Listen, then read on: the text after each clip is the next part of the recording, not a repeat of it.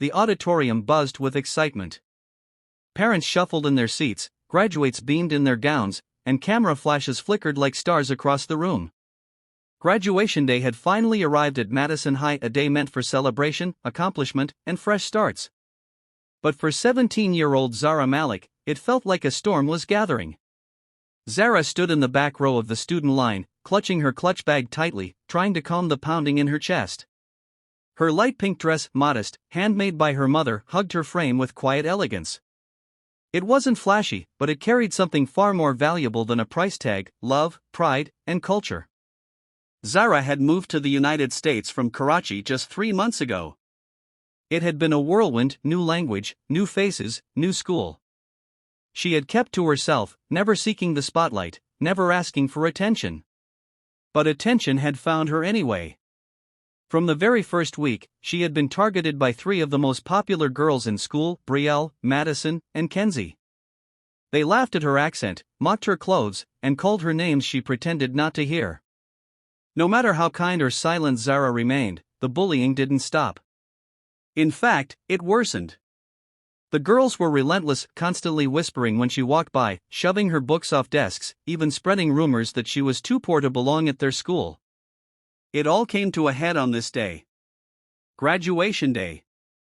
Zara took slow breaths as she waited for her name to be called. She could see her mother in the front row of the audience, beaming with pride, dressed in a soft blue salwar kameez and clutching tissues already damp with tears. She had sacrificed everything to move here, and this day was as much hers as it was Zara's. The principal's voice echoed across the auditorium.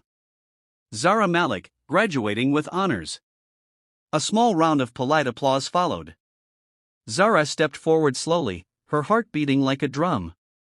She kept her eyes on the stage, trying to block out everything else. That's when it happened. From the side curtain, Brielle appeared, holding a bouquet of roses and smiling sweetly, too sweetly. "Wait. Zara, this is for you," she called, loud enough for the crowd to hear. Confused but not wanting to seem rude, Zara paused. The moment she reached for the bouquet, Kenzie and Madison emerged from behind her like wolves. And then rip. In one cruel, practiced motion, the girls yanked the back of Zara's dress. The sound of fabric tearing cut through the air like a knife. Zara froze. So did the crowd. Phones came up. Some laughed. Others gasped. The auditorium filled with whispers and horrified murmurs. Zara stood exposed, her dress ripped across the side, the beautiful stitching her mother had worked on all week now dangling in threads. She could see the smirk on Brielle's face. This was no joke. It was a targeted, public humiliation. For a second, Zara's throat tightened, her eyes burning with the threat of tears. But then, something inside her shifted. The fear dissolved. The shame evaporated. In its place stood fire. Zara remembered her father's voice, calm, steady, from the long training sessions in their Karachi backyard. Muay Thai is not for fighting. It's for knowing you can, and choosing when you must. Zara turned slowly, facing the 3 girls who now looked a little too proud, a little too comfortable. Brielle didn't even have time to blink. With precision and confidence, Zara stepped forward and delivered a clean, powerful spinning back kick, hitting Brielle squarely in the stomach. The bouquet flew from her hands, roses scattering across the stage. Kenzie shouted and lunged, but Zara shifted her weight and twisted her arm, using her own momentum to flip her onto the floor. Madison tried to back away but tripped on the roses, falling hard. The auditorium went dead silent. All 3 girls lay in a pile of shock, their gowns wrinkled and pride shattered. Zara stood tall, her torn dress fluttering slightly, her eyes calm. A teacher rushed to the stage, unsure whether to intervene or applaud. Zara turned to him and said with composure, "They attacked me. I defended myself." The principal, who had watched the entire thing from the podium, walked to the microphone and cleared his throat. He didn't yell.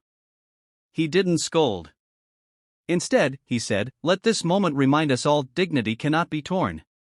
Courage doesn't wear designer. And silence is not weakness."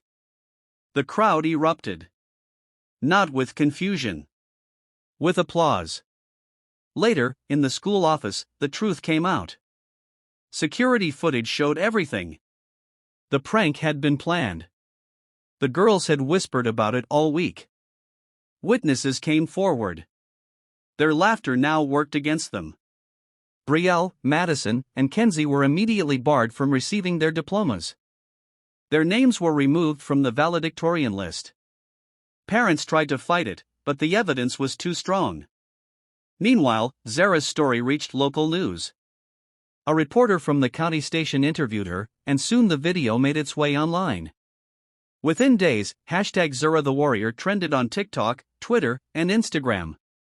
People from all around the world, especially girls who had been bullied, began sharing their stories. Her courage lit a spark. Classmates who had once ignored Zara now came to her locker to apologize.